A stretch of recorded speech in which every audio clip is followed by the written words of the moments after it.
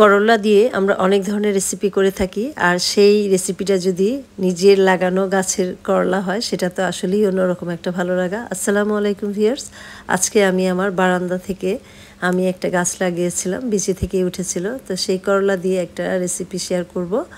আর এটা আমি বড় মাছ দিয়ে রান্না করব। তো আপনারা কারা কারা করলা পছন্দ করেন? আমার তো অনেক পছন্দ। তো করলাগুলো পারবো করে পেকে গেল, দেরি হয়ে গিয়েছে। তো ভাবলাম যা হয়েছে এগুলো দিয়েই করব, যেহেতু নিজের গাছের, অতএব এটা ফ্রেশ একদম, কোনো সার ছাড়াই কিন্তু আমি এটা জৈব সার ইউজ করেছি। তো এই তো দেখতে পাচ্ছেন এখানে আমার 6টার মতো করলা হয়েছিল। তো এর পরেও আরও ধরেছে, তো একসাথে খাওয়ার মতো 6টাই ছিল, সেগুলো আমি নিয়ে নিয়েছি। আর আজকের এই রেসিপিটা আমি একটু বড় মাছ দিয়ে একটু পাতলা ঝোল করব। তো এই তো আমি করলাগুলো প্রথমে ভালো করে কেটে ধুয়ে নিয়েছি, আর একটা ছোট আলু দিচ্ছি আজকের এই রেসিপিটাতে।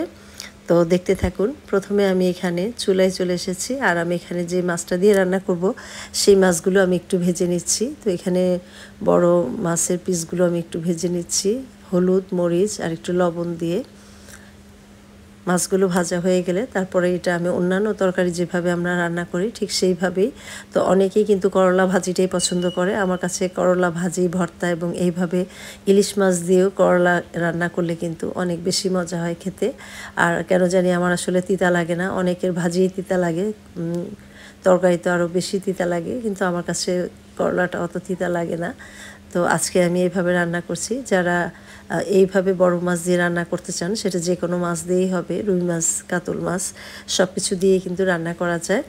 তো আমি মাছটা এপিট ওপিট করে ভেজে নিচ্ছি, হালকা ভাজবো, খুব বেশি কড়া করে ভাজবো না। মাছটা ভাজা হয়ে গেছে, এখানে আমি নামিয়ে রাখছি। তো এখানে আমি আরেকটা প্যান দিয়ে দিয়েছি যেটাতে আমি রান্না করব। সেখানে পরিমাণ মতো তেল দিয়ে দিলাম পেঁয়াজ কুচি।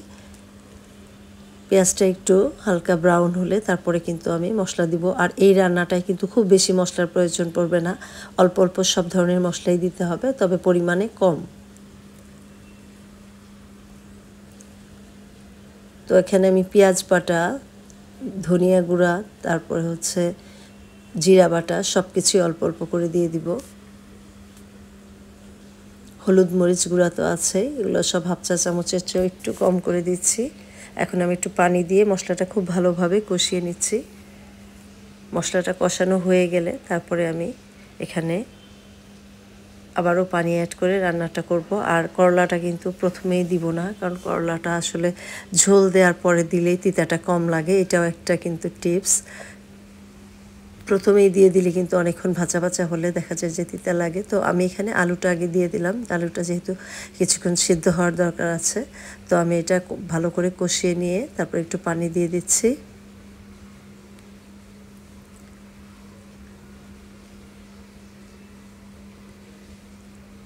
তো আলুটা কিন্তু কষানো হয়ে গিয়েছে।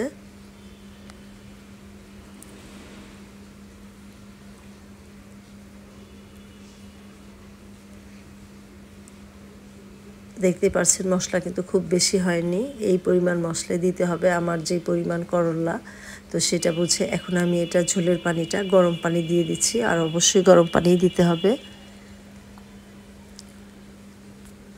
গরম পানিটা দিয়ে তারপরে আমি এটা কিছুক্ষণ ঢেকে রেখে যখন বলক উঠেছে তখন কিন্তু করলাগুলো দিয়ে দিচ্ছি, দিয়ে আবারও কিছুক্ষণ ঢেকে রাখবো।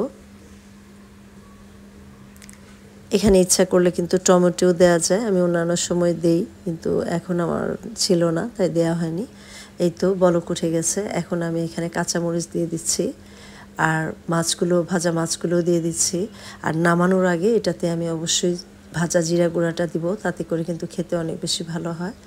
এই তো ঝোলটা কিন্তু আরেকটু টেনে গেলে তারপরে এটা রান্নাটা শেষ করব। তো আপনারা কেউ এভাবে রান্না করেন কিনা অবশ্যই কমেন্ট করে জানাবেন। আর আজকের এই রেসিপিটা আপনাদের কাছে কেমন লেগেছে জানাতে ভুল করবেন না।